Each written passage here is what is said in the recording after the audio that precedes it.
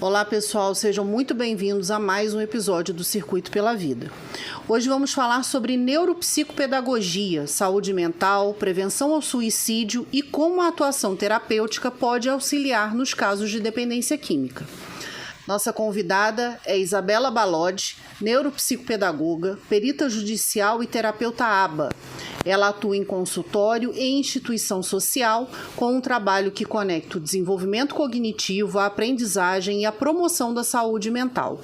Isabela, seja muito bem-vinda. Estamos muito felizes de estar te recebendo aqui hoje para a gente falar sobre o tema do Setembro Amarelo, que é de extrema importância. Boa noite a todos. Para mim é um maior prazer estar aqui, Angélica, com vocês nesse projeto maravilhoso que é o Circuito da Vida.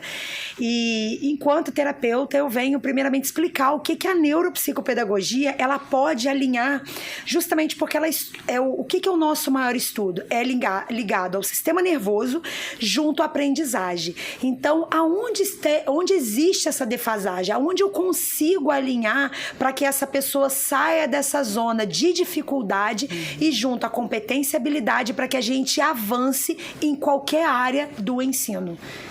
E é de extrema importância, né, Isabela? Então, Sim. Como você já pontuou, né, um pouco do que é a neuropsicopedagogia, você pode falar um pouco melhor, né, sobre como ela atua no estímulo ao cérebro, na organização desse processo de atividade e quais seriam as principais atividades terapêuticas que podem ser utilizadas nesse trabalho cognitivo? Sim, eu costumo dizer, Angélica, que a neuropsicopedagogia, ela cuida dos transtornos e das dificuldades alinhadas ao cérebro. Então, assim, de forma mais aprofundada, onde a gente consegue, de forma gradual, compreender e reunir os conhecimentos da neurociência. E com isso, a gente junta a equipe multidisciplinar, que alinha a psicologia, a fonoaudiologia, a terapia ocupacional, onde que o nosso propósito é fazer o quê? Estimular cada potência reservada dentro daquela área que está no centro da movimentação humana. Ou seja, essa pessoa tem uma área que ela hoje se encontra defasada. Exemplo, no seu trabalho ela precisa desenvolver relatórios. E ali ela está com um déficit em desenvolver uma produção textual. E início, meio e fim. Então, quando isso está desorganizado, o neuropsicopedagogo entra nessa área da linha da aprendizagem para ajustar, e aí eu vou puxar a sardinha, né, dizendo da terapia ABA, que é a terapia que regula o comportamento humano, embora hoje a gente se ouve falar que a terapia ABA ela é voltada para os autistas, né, o transtorno do espectro autista, só que no meu consultório eu trabalho com os meus pacientes regulando o comportamento através da terapia ABA, que a ABA, na verdade, é uma sigla em inglês que significa análise do comportamento aplicada na linha do behaviorismo. E com isso a gente pode realizar os estímulos terapêuticos em cima de algumas atividades para trabalhar o cognitivo, que é o raciocínio lógico, o raciocínio humano, dentro das atividades que ele precisa desenvolver. De extrema importância, né, Isabela?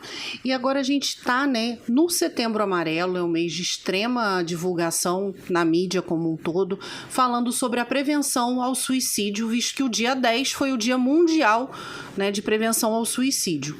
Como que a neuropsicopedagogia pode se conectar com esse movimento e contribuir nessa prevenção? Exatamente, Angélica, foi o que a gente falou. Quando você trabalha com o estímulo do cérebro, que é o que a gente mais diz, o regulamento, o estímulo, organizando o envio desses pensamentos ou recebimento desses pensamentos, onde a gente entra com os chamados estímulos terapêuticos. São os rastreios, primeiramente. Eu costumo dizer que na primeira consulta eu faço o quê? Uma anamnese daquela pessoa. Eu preciso entender o que ela precisa, como ela está desenvolvendo, qual é a rotina daquela pessoa e que área da vida dela está defasado. E com isso, a gente, depois de uma anamnese bem minuciosa, a gente entra com algumas escalas de rastreio para justamente fazer um levantamento se há um déficit cognitivo, se você tem um transtorno de déficit de atenção com hiperatividade, que hoje é o chamado TDAH, se tem talvez um TOD, que é o transtorno positivo desafiador, aonde intensifica o comportamento daquela pessoa. E hoje não é novidade, a gente observa que muitos adultos estão descobrindo o TDA, que é o transtorno déficit de atenção sem a hiperatividade, eu costumo dizer que é a câmera lenta e outra é uma Ferrari em movimento. E com isso, a gente precisa estar regulando. Ou seja, o que é muito lento ou o que é muito rápido, eu preciso ajustar. Aonde a terapia ABA entra para poder regular esse comportamento. E aí, quando você disse o que a gente pode ajustar, eu costumo dizer que primeiro a gente vai no diálogo. Eu preciso entender. Quando eu compreendo, eu consigo atender aquele paciente, seja adulto, seja criança, porque muitos chegam desabafando as suas vidas, outros chegam dizendo assim, minha mãe que mandou vir, ou minha esposa que mandou vir. Então, assim, a gente tem uma vasta clientela que chega querendo ajuda, outras não entendem por que estão naquela situação, e outras acham que aumento das atividades, o fluxo de trabalho, o esgotamento emocional, onde entra a síndrome de burnout, que vocês já falaram aqui com a doutora Monique, foi bem legal. Então, assim, o que a gente pode, em primeira instância? Ter consistência nos dados que a gente absorve desse paciente. Então, vamos ajudá-lo? Então, vamos entender primeiro para a gente ofertar essa terapia de uma forma precisa. A escuta especializada, ela é de fundamental importância para a gente conseguir identificar esses primeiros sinais precoces de qualquer possibilidade de sofrimento emocional e até mesmo algum pensamento relacionado à ideação suicida. Sim. Né? Então, como é que você consegue atuar mediante essa percepção? Quando surgem esses primeiros sinais, como é que tem sido a sua orientação nesse segmento? Vamos lá. Então, Angélica, o que a gente pode fazer para ajudar? Da primeira forma que a gente faz dentro do consultório primeiro, atender esse paciente.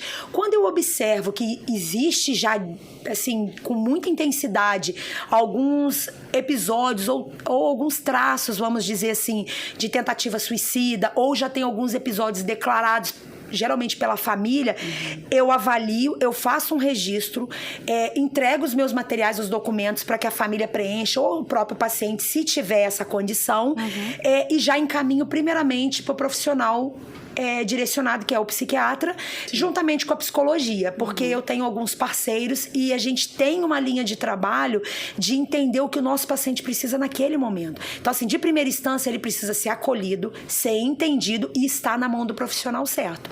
E quando ele tem essa linha de tratamento, a gente começa o quê? O percurso de trabalhar os estímulos para a emoção. Aí eu dependo da parceria da equipe multidisciplinar. Sim. Se você tem um psicólogo comprometido com essa área, que seja especialista dentro da área do suicídio, um psiquiatra que faz essa ponte aí de tratamento, a gente pode dizer que a gente vai avançar com mais agilidade. Sim. Então, ou seja, quem ganha com isso é o paciente, que vai ter uma qualidade de vida, para tirar ele desse momento, desse quadro de um possível suicídio acontecer.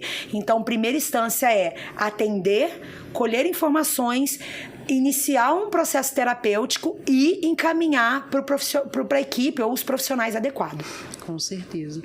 E no caso, Isabela, a neuropsicopedagogia, ela trabalha muito a parte do desenvolvimento cognitivo e emocional.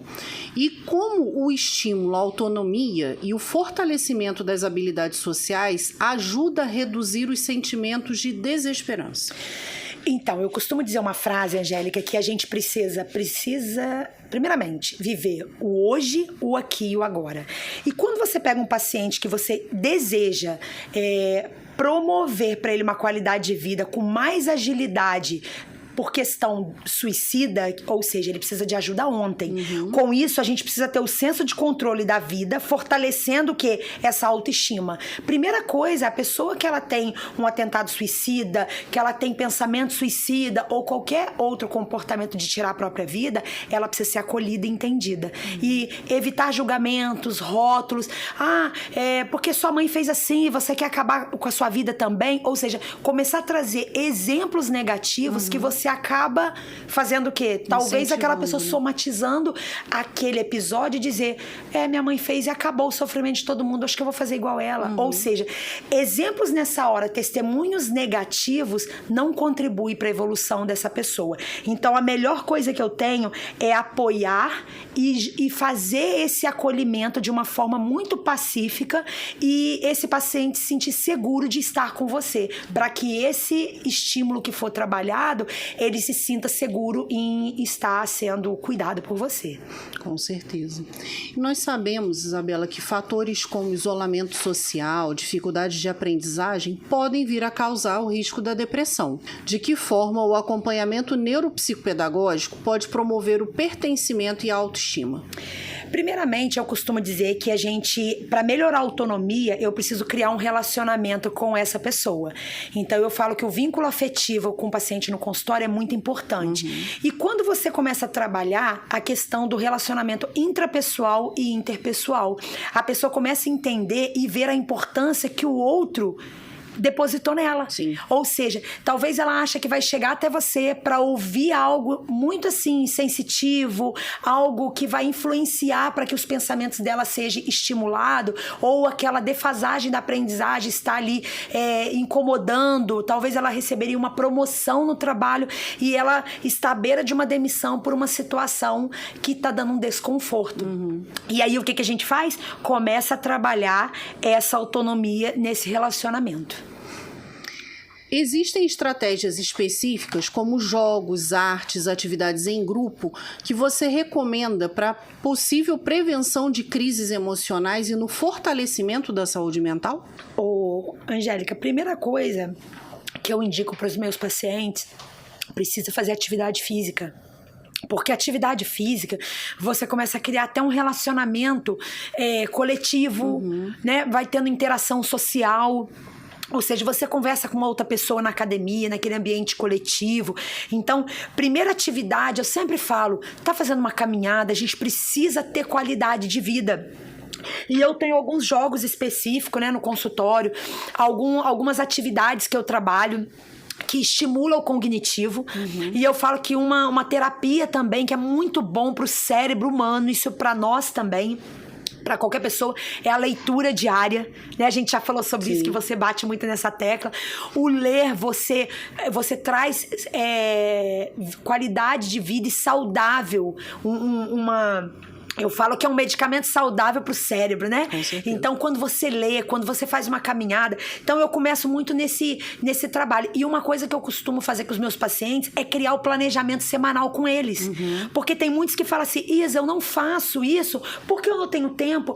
Eu não tô tomando um café com um amigo porque eu quase não tenho tempo. Ou seja, a gente justifica a nossa vida por correria. E a pessoa que ela tá passando por um esgotamento mental... Eu costumo dizer que a psicologia prova isso, que o esgotamento mental ele é 30 vezes pior do que o cansaço físico. Então, o que eu preciso fazer com essa pessoa? Dar qualidade de vida pro cérebro. Exatamente. E como que ela traz qualidade de vida? Ela precisa conversar com pessoas, ela precisa interagir, ela precisa trabalhar o organismo, estimular os hormônios dela, para que ela tenha essa saciedade de vida, de vitaminas no organismo, para que ela avance na sua vida. E com isso a gente vai trabalhando de acordo com a necessidade e aumentando a intensidade de acordo com cada um. E aí a gente deixa então uma dica, né, Isabela? Sim. Pratiquem a leitura, é muito importante. Né? Isso, pratica a leitura para a mente e o exercício para o corpo. Com certeza. Em sua experiência, qual o papel da família e da escola no trabalho conjunto com a neuropsicopedagogia na prevenção do suicídio em crianças e adolescentes? Primeiro, Angélico, algo que eu tenho presenciado é que a gente entra na questão do vício de telas. A família precisa contribuir com essa não oferta, eu falo assim mesmo, a não oferta para esses jovens adolescentes que hoje participam, porque hoje a internet ela traz muitos desafios, muitos jogos com tentativa suicida. Sim. E aí eles começam a competir, ou seja, qual o papel da família? Primeiramente, o que eu sempre indico, acompanhe o seu filho de perto, ou acompanhe o seu familiar, porque talvez é um jovem já independente que trabalha, mas você observa, se isola muito no quarto, não quer mais se socializar com a família, tem um churrasco na casa da avó, ele não quer ir mais, na casa do primo, chega nos encontros de amigos ou familiares, ele tá sempre ligado ali na tela. E o maior papel que a família pode oferecer nessa situação é o olhar olho no olho, sabe aquele de sentar na mesa e tomar um café juntos? Quanto tempo que essa mãe não dá um abraço nesse filho ou pergunta, como foi seu dia? É tão importante que eu pergunte para que essa pessoa se sinta importante em cima de que alguém está se preocupando comigo. Hoje as famílias, elas não se conversam mais, se falam mais pelo celular. Então eu costumo usar aquela frase: a internet hoje, ela aproximou quem tá longe e distanciou quem tá perto. Exatamente. Porque a gente observa que muitas famílias vão até para um restaurante, para um rodízio, que é para você interagir, bater um papo. Cada um tá ali na sua rede social, num joguinho que seja. Ou seja, casais estão vivendo vidas dissolvidas porque estão focando na rede social, sabe? Eu quero expor a vida que eu não tenho na rede social. E, na verdade, ela tá com a mente deturbada, ela está com um comportamento totalmente desalinhado. Então, qual que é a primeira dica que eu dou? Olhe no olho todos os dias, converse mais, dialogue mais, invista em relacionamento com pessoas. Porque o relacionamento com pessoas faz com que você cresça. Porque todo dia a gente cresce um pouquinho. Você trouxe um pensamento que é muito igual ao meu, e a gente já conversou sobre isso, né? Num dos primeiros encontros da equipe do Circuito pela Vida, eu provoquei a todos eles. E eles ficaram muito surpresos porque no horário do almoço nós estávamos na sede campestre da associação, tendo o primeiro encontro da formação inicial da equipe. E eu provoquei a equipe pedindo para que no horário do almoço nós compartilhássemos daquele momento sem a utilização dos celulares. Ficou todo mundo me olhando assustado. Eu falei, gente, isso é uma prática que a gente está tirando da nossa rotina e a gente precisa tentar trazer de volta. Então, eu estou tentando sensibilizar vocês para que realmente seja um momento de confraternização, onde nós possamos ter a possibilidade de nos conhecer. Estamos iniciando um ciclo de trabalho. Então, nós precisamos ter esse momento de aproximação e a proposta é exatamente essa. Num primeiro momento eles ficaram surpresos, mas depois fluiu. E no final eles falaram que foi muito bom. Eu falei, então levem para as suas rotinas, pratiquem isso dentro de casa, né? E a gente tem até alguns estudos que eu tenho acompanhado que dentro do olhar sobre jovens que venham a fazer uso de álcool e outras substâncias, a ausência desses momentos de convívio dentro das suas famílias é um dos fatores que eles têm buscado pelas substâncias. É como se fosse, infelizmente, uma estratégia de compensação. O que eu não estou tendo na minha família, eu estou buscando num outro ambiente, mas infelizmente relacionado ao uso de substâncias lícitas ou ilícitas com outras pessoas que só estão ali naquele momento para aquele consumo. Sim. Fora isso, não tem nenhum laço mais que os une. Então, nisso daí eu vejo muito hoje o quanto o sofrimento em silêncio tem abarcado tanto jovens quanto adultos, né? Quais ferramentas a neuropsicopedagogia pode ter para contribuir nessa situação, oferecendo acolhimento e esperança? Então, conforme eu te disse, primeiramente eu ensino e eu trago de volta com essa família, a gente vem trazendo de uma forma bem minuciosa a questão da atenção e do diálogo em família. Eu dou um exemplo, Angélica, de uma criança que ela chegou em casa e ela virou pra mãe e chamou a mãe, assim, brincou com a mãe e falou assim, pastora, a mãe falou, por que você tá me chamando de pastora? Ela falou assim, não, porque eu vejo todo mundo chamando na igreja por pastor e você dá atenção, e pra mim você nunca tem tempo porque você tá no celular em casa. Gente, eu ficaria com vergonha. Então, ou seja, o seu filho tá acendendo um start que ele quer ser ouvido. Sim. Ou seja, ainda ele está priorizando a sua audição e você tá deixando passar. Então, ou seja, as famílias hoje estão perdendo esses valores. E quando chega uma mãe pra mim e fala, Isabela, já recebi várias pessoas assim, pelo amor de Deus, não tô aguentando esse menino. Olha, o vício do celular. E aí, primeira pergunta que eu faço, quem deu o celular? Então, a gente criou uma ferramenta que a criança chega, mãe, me presta o celular. É aquele momento do trabalho que você chega e fala, toma o sossega, leão. A criança fica 2, 3 horas e você pode esquecer dela ali. Por quê? Aonde a psiquiatria nos prova a liberação da dopamina. Sim. Né? A fisiologia vem nos trazer esse conhecimento. E a criança fica ali. Quando você tira... É igual você pegar um usuário, né, de crack, de cocaína, que seja, e tira a droga dele. O que vai acontecer? Ele vai dar uma abstinência, vai causar uma crise. E com o celular não é diferente. Eu costumo dizer para os pais que uma criança que é diagnosticada dentro do CID-11, né, segundo a psiquiatria diz, pelo vício de telas, ele é um viciado. Qual a diferença do viciado por tela ou viciado na droga ilícita? Poxa, Isabela, você está comparando... O nível da intensidade de uma crise é absurda. Sim. Eles chegam a cometer autoagressão ou agressão a terceiros. Então, antes que eu tenha o meu familiar dependente, não de uma química talvez, mas de uma tela, vamos voltar às práticas dos jogos em família, vamos assistir, fazer um cinema em casa. Alguns pais falam assim, Isa, não dá pra mim ir no cinema com meu filho não, porque o cinema tá caro, eles usam essa justificativa. Eu falo, então, mas pode ter um cinema em casa. A gente faz uma pipoca... E eles, nossa, Isabela, eu nunca fiz isso. E aí eu trago para a família essa reflexão de que a gente tem jeito para poder puxar esse familiar para perto, trazer esse carinho, esse isolamento que você observa. Isa, ele não conversa com ninguém. Mas ele nasceu não conversando? Porque ele cresceu interagindo, balbuciando, né? Emitindo os primeiros sons.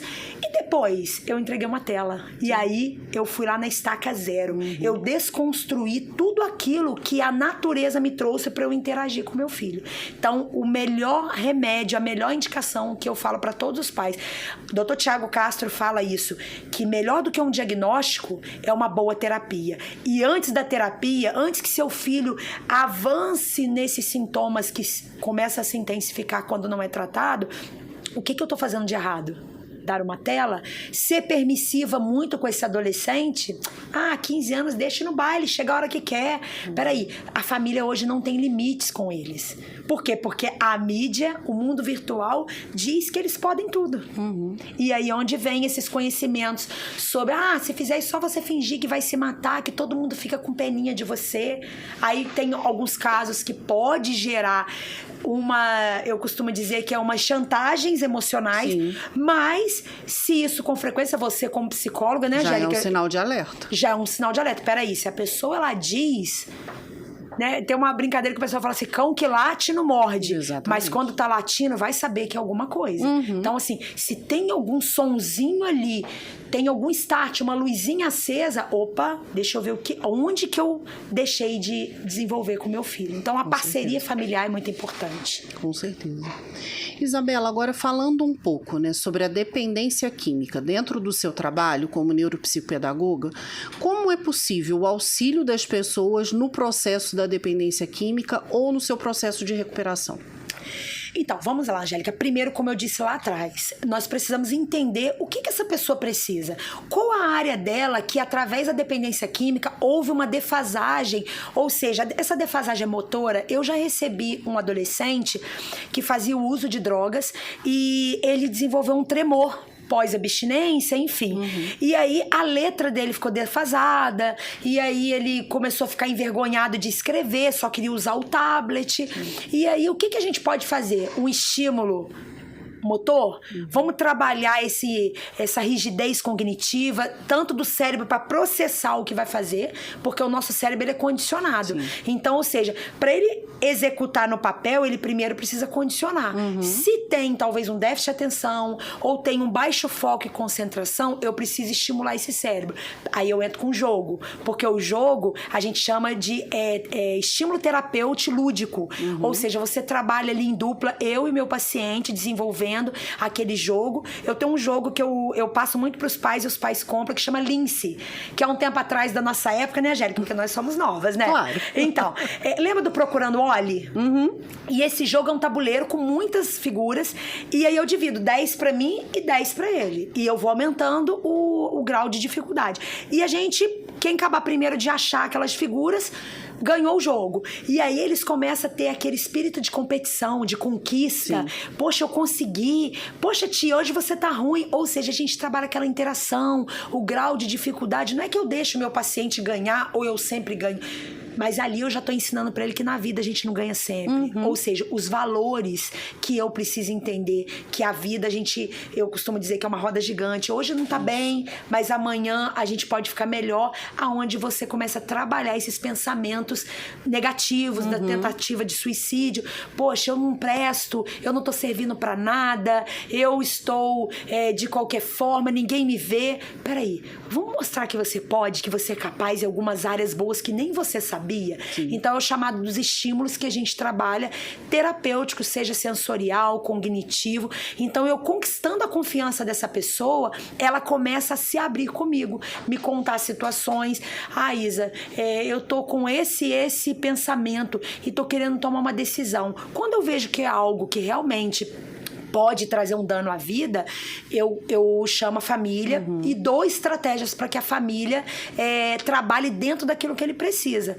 Mas eu tenho observado que muitas famílias hoje carregam, Angélica, a impaciência, sabe? Aquele adolescente que é muito mal em matemática e o pai refere palavras pejorativas, ou a mãe, ou o familiar, e a criança começa a tomar para si: eu não sei nada, ou eu não sirvo pra nada, só meu irmão que foi, só meu irmão que conseguiu. Ou seja, ela vai começando a entrar no nível onde eles vão absorvendo os estímulos negativos, né? Exatamente, Angélica. Então, eles vão se deteriorando primeiro por dentro. As suas emoções vão ficando fracassada. E não adianta a mãe falar: nossa, você cortou o cabelo, você tá lindo. Eu tô linda, mas eu não sou o burro que ela falou, eu não sou o mariquinha, ou eu não sou... Nós precisamos direcionar palavras ou de carinho, ou direcionar pelo nome daquele adolescente. Chama para conversa, chama para entender, porque talvez ele também não se abriu com você porque ele não se sentiu seguro. Eu tenho muitos pacientes que falam: tia, eu tô me abrindo com você porque você me ensina. E eu passo a mão na cabeça? Não, eu mostro o que é certo e o que é errado. Então, o ponto X que a gente consegue para que ele não pratique talvez um suicídio é ganhar a confiança dele. É igual quando você chega numa pessoa que ela tá à beira da ponte. Sim. O que ela fala? Se chegar perto, eu vou me jogar. Como que o pessoal que trabalha no serviço de inteligência da polícia consegue aproximar e tirar com que essa pessoa saia? É através do quê? Do diálogo, da conversa e da conquista de confiança. Exatamente. De uma autoajuda. Com certeza.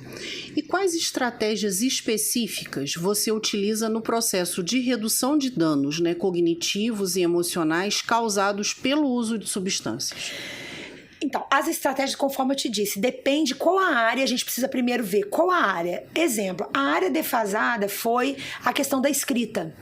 Ele começou a escrever errado, muitos até falam pra mim assim: Isabela, não lembro, essa palavra é com X ou com CH? É com S ou com 2 S? E aí a gente vai trabalhando com os estímulos ortográficos, tá? Com jogos que trabalham junção silábica, formação das partes para o todo, que a gente pega as sílabas para formar a palavra, ou pega do todo para as partes e faz com que ele flua através de uma frase.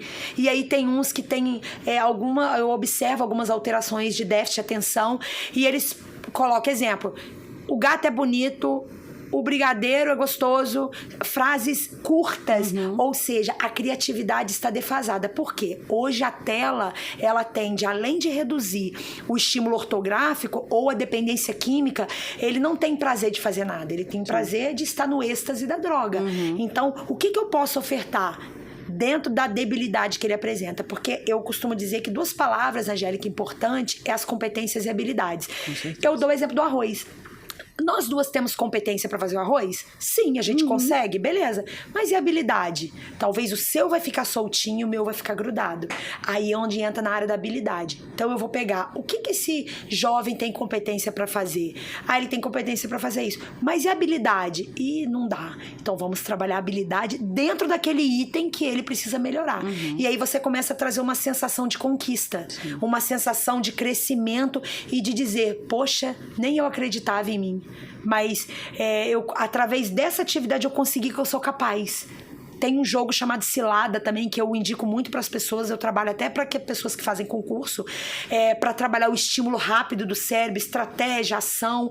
E aí eu entrego para eles primeiro para conhecer. Então eles têm que encaixar as peças. E depois tem as opções com as peças específicas para você colocar no tabuleiro, sem sobrar nenhuma peça. E aí eu começo a aumentar o grau, o desafio, e sempre ali junto, intervindo, porque as intervenções, elas não estão ali para você dar para eles a conclusão da tarefa, mas sim para dar um suporte de que você consegue, nós estamos juntos e a gente vai avançar.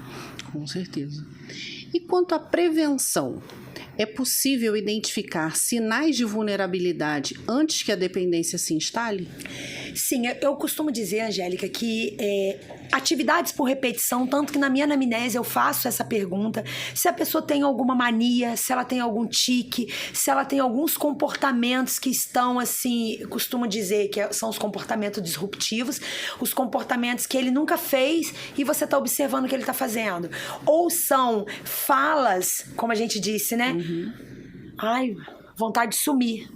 O vontade de sumir, daqui a pouco ele some. Mas, vontade de sumir, menino mimado, não dá confiança. Assim, toda fala, eu costumo dizer que toda fala, ela precisa ter um grau de atenção e de observação. Não é valorizar aquilo, ai meu Deus, agora eu vou ficar grudado. Ai, não, eu não preciso passar a mão na cabeça, não. Eu preciso ensinar e estar junto e passar a segurança para essa pessoa. Então, o que eu indico muito é você estar sabendo com quem você está lidando. Ou seja, eu conheço meu filho de verdade, eu sei o que ele gosta, eu sei que ambientes ele está frequentando.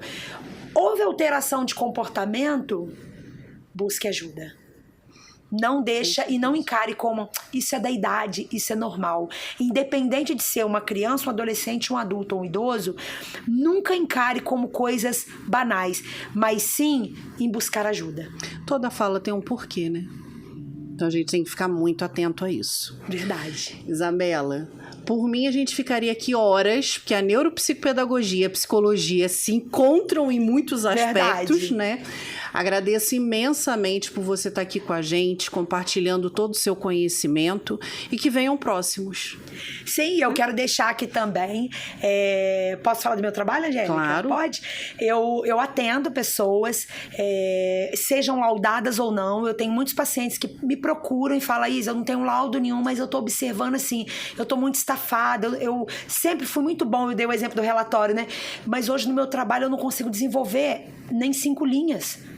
E aí você vai observar, a pessoa tá com um cansamento, uma estafa mental, porque ela trabalha às vezes em 2 lugares e dá conta da casa. Então, assim, vamos ajustar primeiro essa rotina, porque todo ser humano que ele tem uma rotina, ele não se atropela. E a gente precisa observar o que eu tenho carregado. Né? E eu costumo dizer que a gente tem que olhar, eu falo aquela dinâmica da xícara de café, né? Quando você tá com uma xícara que a pessoa te esbarra, e aí eu costumo perguntar, por que eu derramei o café, Angélica? Geralmente a pessoa me responde o quê? Você me esbarrou. O Luan me esbarrou, a Angélica me esbarrou, a Cris estava com saudade e tal. Nada disso, eu derramei café porque eu carregava café. Porque se tivesse água, eu ia derramar água. A gente só derrama aquilo que a gente carrega. Então, o que eu tenho derramado na vida dos meus filhos? Na vida dos meus amigos? Então, assim, eu deixo uma mensagem aqui para que você reveja toda a bagagem que você tem carregado. Porque existem muitas bagagens que você pode deixar para trás. Porque o excesso de passado, ele pode gerar depressão. O excesso de presente, ele gera o estresse. E o excesso de futuro, ele gera uma ansiedade. Então, vamos acabar com os excessos e vamos viver na linha do equilíbrio que a psicologia fala.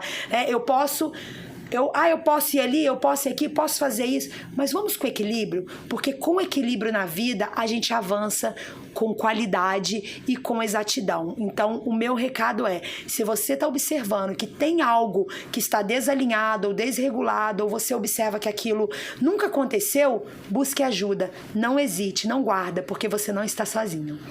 Com certeza. E essa conversa mostra como a ciência, a educação e o cuidado humano podem salvar vidas. E para você que nos acompanha, mais episódios do Circuito pela Vida estão por vir. Muito obrigada e até o próximo. Até o próximo. Boa noite, gente. Um grande abraço e se precisar, a gente está aqui.